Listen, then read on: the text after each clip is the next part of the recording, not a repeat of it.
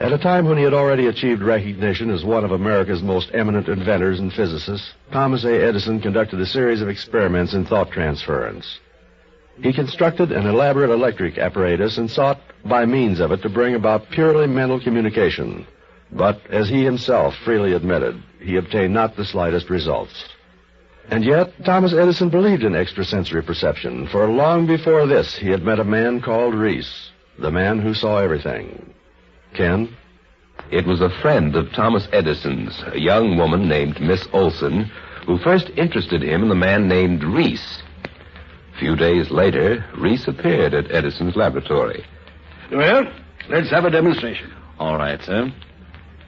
Miss Olson, would you mind going into the other room and writing down on a piece of paper your mother's name, the place of her birth? 1 minute there, young man. What proof do I have that you and Miss Olson haven't made a few prior arrangements before you ever got here? No, I demand to be the subject. I'll be the one who goes out of the room. And with that, Thomas Edison, his eyes twinkling brightly and a smile of triumph on his face, slipped out of the room and walked across the courtyard to an adjoining building. My experiment with the alkaline electric battery. He couldn't know about that, because nobody in the world but myself does.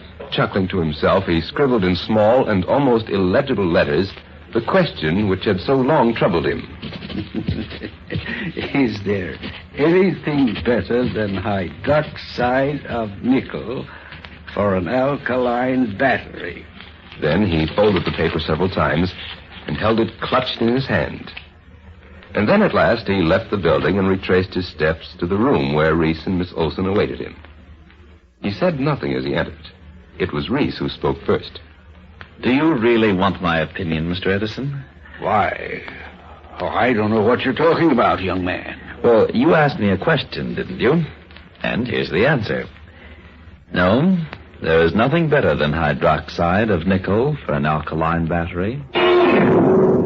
Thomas Edison had no explanation for the incident. He could only accept it as valid and authentic, if incomprehensible. As he himself put it, I do not pretend to be able to explain this faculty.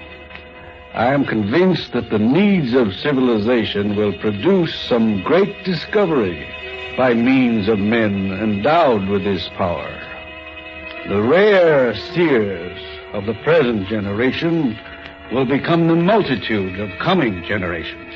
In these words, America's great scientist expressed his faith in a power which is still looked upon with skepticism by other scientists of lesser stature than he.